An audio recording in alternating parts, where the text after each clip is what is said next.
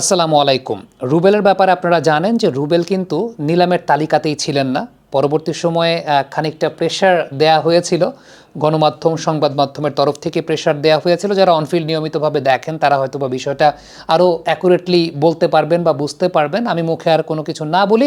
আল্লাহর রহমত রুবেল পরবর্তী সময়ে বিপিএলের নিলামে জায়গা পেয়েছিল, লিস্টে জায়গা পেয়েছিল এবং হান্নান সরকার তিনি জহুরির চোখের মতো তিনি রুবেলকে নিয়েছিলেন। এবং সত্যি কথা বলতে ওই রুবেল যেদিন নিলামের তালিকায় রুবেলের নাম ছিল না এবং অনফিল্ডে একটা প্রতিবেদন প্রকাশিত হয়েছিল, ওই সময়টাই ওই দিনটাতে হান্নান সরকারের সঙ্গে ব্যক্তিগতভাবে আমারও কথা হয়েছিল এবং আমরা ওই ব্যাপারটা নিয়ে ডিসকাস করছিলাম যে রুবেলকে আসলে নেওয়া হয় নাই লিস্টে। এবং রুবেল কিন্তু মূলত রুবেল এনসিএলের এমার্জিং প্লেয়ার হয়েছিলেন এনসিএল টি20। তারও আগে আপনি যদি চিন্তা করেন ফার্স্ট ডিভিশন ক্রিকেট লিগে রুবেল অনেক উইকেট নিয়েছিলেন, অনেক উইকেট। এর পরবর্তী সময় রুবেল চিটাগাংয়ে যখন বাংলাদেশ টিম খেলতে যায় ওই সময়টাতে নেট বোলার হিসেবে বোলিং করছিলেন। Ashiq Majumdar sir fielding coach, এই মুহূর্তে ঢাকার অ্যাসিস্ট্যান্ট কোচ হিসেবে জ্যাকি স্যার মারা যাওয়ার পরে যোগ দিয়েছেন। আশিক স্যার আমাকে একদিন ফোন দিয়ে বলেছিলেন যে এই ছেলেটাকে একটু দেখবেন তো, এই ছেলেটা বেশ ভালো, নেটে বেশ ভালো বোলিং করছে। এবং রুবেলকে তো আমরা ফার্স্ট ডিভিশন লেভেল থেকে চিনতামই। আফটার দ্যাট আল্লাহর রহমতে রুবেল এনসিএল টি20তে খেলেছে, বাট তারপর আমাদের সিলেক্টরদের নজরে পড়ে নাই, যে কারণে নিলামের তালিকাতে ছিল না রুবেল। এবং আমাদের সেই ভিডিওটা যারা দেখেছেন তারা জানেন যে আফটার দ্যাট কী হয়েছে। এখন রুবেলের সত্যি কথা বলতে একটা প্রবলেমের জায়গা ছিল, সেটা হচ্ছে তার দুসরা কাইন্ড অফ বলটা একটা সাসপেক্টেড বোলিং অ্যাকশনের মধ্যে ছিল। এটা এরকম একটা কথা হয়েছিল। বাট রুবেলের সঙ্গে আমার যখন ব্যক্তিগতভাবে কথা হয়, রুবেলও আমাকে বলেছিল যে ভাইয়া আমি তো দুসরা না করলাম, পৃথিবীতে এরকম অনেক বোলার আছে যারা হয়তো বা যে পার্টিকুলার ডেলিভারির উপর সন্দেহ বা সংশয় এসেছে সেই বলটা করে নেই, কিন্তু অন্য বল করেছে, সো আমি দুসরা করবো না, আমি আমার স্টক বল করব। আমি বললাম যে হ্যাঁ এটা তো হইতেই পারে, এটা তো যে কোনো ধরনের ক্রিকেটেই হয়। এখন নিলামের লিস্টে তোমার নাম নাই কেন? Okay, let us see that. After that যা হবার হয়েছে আমরা দেখতে পেয়েছি যে রুবেলকে রাজশাহী নিয়েছে এবং রুবেলের ডেবিউটা হয়েছে। ডেবিউ ম্যাচে 14টা ডট বল দিয়েছেন, যার থাকারই কথা ছিল না, তিনি 14টা ডট বল দিয়েছেন। Still long way to go. তবে গ্রিপের কথা যখন বলছিলাম, আমি ইয়াং ক্রিকেটারদের জন্য আসলে রুবেলের গ্রিপটাকে একটু ডিকোড করি, কারণ আমাদের ভিডিওগুলো সবসময় অ্যানালিটিক্যাল হয়। প্রথম যে বিষয়টা সেটা হচ্ছে রুবেলের যে বলগুলো লো হয়, দেখবেন যে একটু লো হয়ে যায়। অনেকে চিন্তা করতে পারেন যে পিচের কারণে লো হচ্ছে কিনা। রুবেল ইচ্ছা করে লো করে, রুবেলের সেই ক্যাপাবিলিটির জায়গাটা আছে। এটা কেন করে আমি আপনাকে বিষয়টা বলি। কারণ রুবেলের স্টক ডেলিভারিগুলো যখন পিচ করে না, পিচ করে খেয়াল করে দেখবেন এরকম খাড়া সিমের উপর গিয়ে পিচ করে, এরকম না বা এরকম না, খাড়া সিমের উপর গিয়ে একদম মাটিতে পিচ করে। এবং খাড়া সিমের উপর গিয়ে যখন মাটিতে পিচ করে ওই সময়টাতে আসলে বল লো হবেই।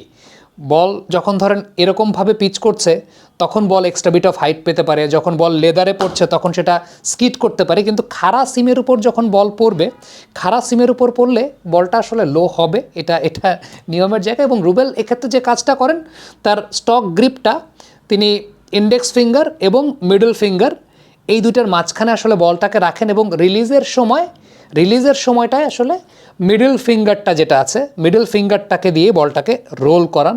মিডল ফিঙ্গারটা দিয়ে বলটাকে রোল করিয়ে সেই জায়গাটায় বলটা পিচ করে একদম সিমের উপরে। দেখবেন প্রত্যেকটা ক্ষেত্রে খাড়া সিমের উপর যায়, খাড়া সিমের উপর গিয়ে সিমে পিচ করে। আরেক ধরনের ভ্যারিয়েশন রুবেল করেছেন, সিমের হোল্ডিং পজিশন এটাই, বাট এক্ষেত্রে রিলিজিংটা রুবেল করেন আসলে তার ইন্ডেক্স এবং মিডল ফিঙ্গার দুটাকে একসাথে এটা এই দিকে রিলিজ করেন। তখন দেখবেন বলটা একটু ওয়েবল, একটু সাইড স্পিন শেপে যায়। তবে সেক্ষেত্রে বল যেটা হয় সেটা হচ্ছে বলটা স্কিড করে, বলটা বেশ ভালো স্কিড করে, কারণ বলটা তখন খাড়া সিমের উপর পড়ে না, বল হয়তো বা তখন আড়াআড়ি সিমের উপর পড়ে অথবা লেদারের উপর বা বলের লেকারের উপরে পড়ে।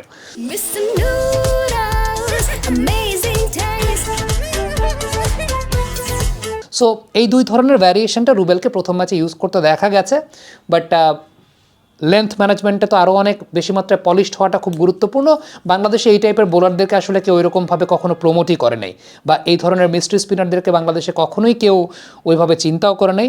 বাট ইটস গুড যে একটা তো বিষয় যেটা সেটা হচ্ছে যে রুবেল নিলাম পর্যন্ত এসেছেন, নিলামের লিস্ট পর্যন্ত এসেছেন, বাট তারপর তো হান্নান সরকার তাকে পিক করেছেন। সো তাকে একটা আপনারা ধন্যবাদ দিতেই পারেন যারা ক্রিকেট পছন্দ করেন। হান্নান সরকার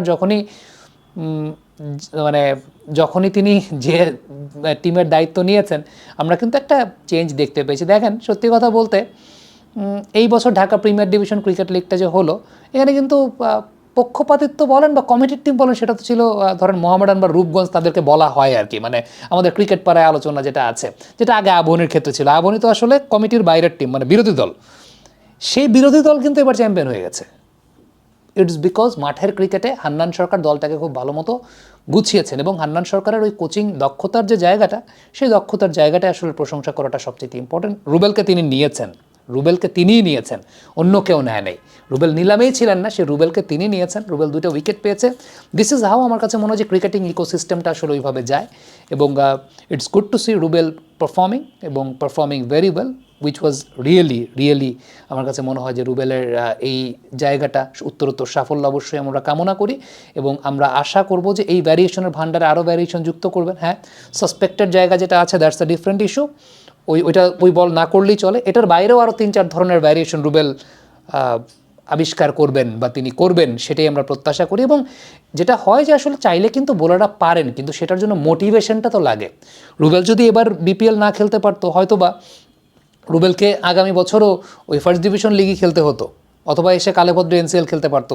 আমি জানি না প্রিমিয়ার ডিভিশনে কোনো টিম তাকে নিত কি না, এখন হয়তো বা প্রিমিয়ার ডিভিশনের টিম তাকে নেবে। আমি শুনেছিলাম যে আকবর যে টিমে প্রিমিয়ার ডিভিশন, আকবর হয়তো বা নিতে চেয়েছিল, খুব সম্ভবত এরকম কথা শুনেছিলাম।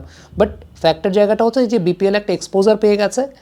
রুবেল এখন নিয়মিতভাবে আসলে সত্যিকারের অর্থে ঢাকা প্রিমিয়ার লিগ বা বিপিএল সেগুলোতে খেলবে, যেটা হাবিবুর রহমান সোহানের ক্ষেত্রে হয়েছিল। সোহানকে যদি সে সময় আসলে প্রমোট করা না হতো সত্যিকারের অর্থে, সোহান হয়তো বা এখনও ফার্স্ট ডিভিশন লিগই খেলতে হয়। বাট আবারও বলবো যে সব কিছু মিলিয়ে ইটস গুড রুবেলকে ওই মঞ্চে পারফর্ম করতে থাকে। এখন বাকিটা নিজেকে ধরে রাখার দায়িত্বটা রুবেলের, এবং সেই কাজটা রুবেল করছে দেখে আজকে 2টা উইকেট পেয়েছে। আশা করি তিনি আরও ভালো বোলিং করবেন। কমেন্ট বক্সে আপনাদের মন্তব্য মতামত জানতে চাই।